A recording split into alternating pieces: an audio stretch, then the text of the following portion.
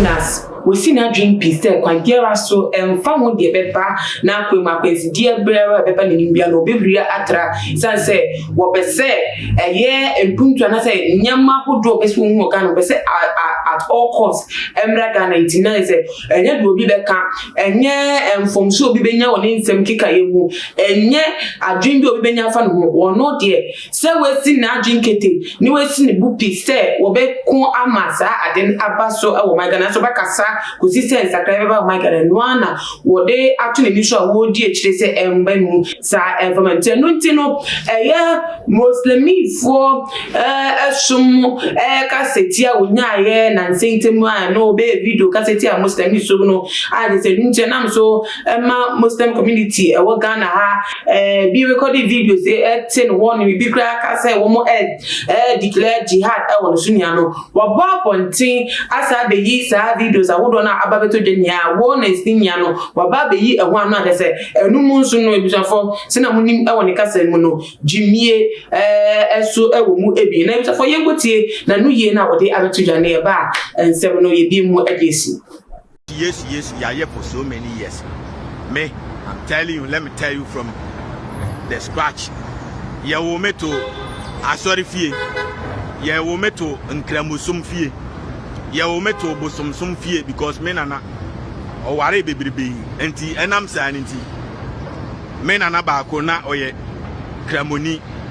Ena me nana ba ko so ye bosomsum ni because no yo hema omukutwa mponchiti ni ade omuko nsuom koya amamere ni ade omuyi apaye ode me ko bi mehwe ena me nana ba ko so ye maku oni ode me ko hallelujah yesu beba china me ko hwe bi ye be chibro nsam ye ni nyina mehwe ni nyina. I'm telling you, I grew up na me stubborn enti me da fie we na chira na da we na enti ame na kwasia me da bia me kase me dia mafia maria koko na ye dia ya maria no amaria koko enkramo min sisters na na eye koko ton minister ba ko your friend sala your friend ba ko me I'm a Muslim, I'm a Christian, and I'm telling you the reality. This time is the truth and now good news. Everyone minute to be a my ambassador.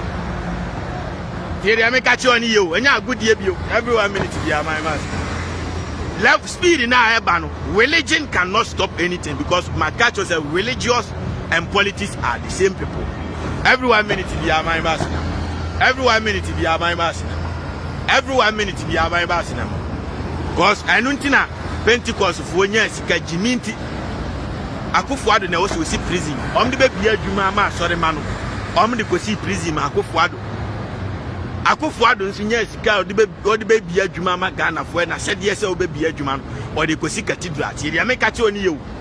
I'm telling you, until we catch them say religion have brought anything to Ghana. I'm telling you, religious e what Ghana nyina fa hwe mere Ghana. And I can give you example. Akufuado okwa sorry.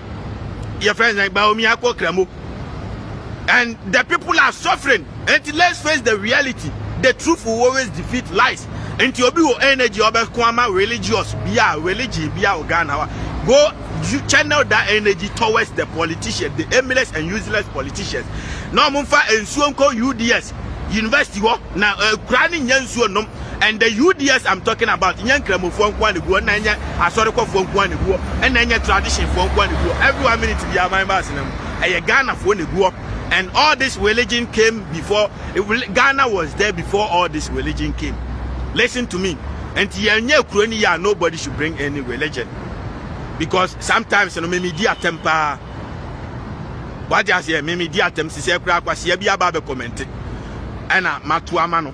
Tebia kwasi ebi timi comment and don't joke it ebia ya sorry for ma ka se ebia mu Jimmy Yesu dia nwa ya amamo Ghana ho and I say bia mu Jimmy Muhammed dia nwa ya amamo Ghana ho eye comment to that kwasi ana o comment no and he say o pe me video na ya o pese o ti asema meka take your time watch the whole video until then there ema Jimmy phobia nada because me no I insult based on nipa krona or the nkwasi comment ba on pese obetie na okrem ti dia make kire no na omukofasi ya bodua antoano ensuo na nkasa ntime nhome agimefo ahemfofo ne din galamse asensuo enti antoano pe obi aku no obetimi aku obi anku ahemfofo Tiria make catch on until then Ghana ya religion bia fan in same hunting baby until say Ghana first. Tiria make and nobody can defeat the truth. So, akukudro benko ani na tese advantage ni Jonas wenya ana de na ne nan yesusu a woji ne hudia se kwanjera so ne se keka ye no wo ka ti obi krampa still na no bekoso a ato aso a enkoye ne enkowie ne boni bia because advantage no se na ya keka se de amafo nya na enya ne hotan abemu nkofo enya ne hotan ahimfo no mu enya ne hotan ezia no suma wo do so na ezia no mobufo afano won so nti sesi ano asem to na wan e na order ne e di akoma ne se wo mboa no nti na bisa akosi se enti to fight freedom no what is the cause at stake? Could it be your life? And say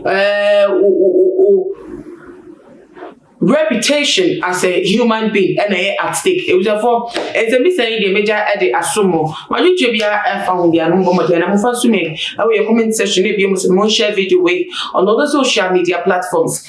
Too much GH as soon ye ubetini ako Instagram and Twitter handle so at @TrǒubIe_. Not following on one of so one soon the issues are what the X friendly edit to one to one make me share now what my baby ako so one Facebook so too much GH. Mosun for na ama obuswa in the nsem le besi ase me aduma message shabi makram ni bye bye.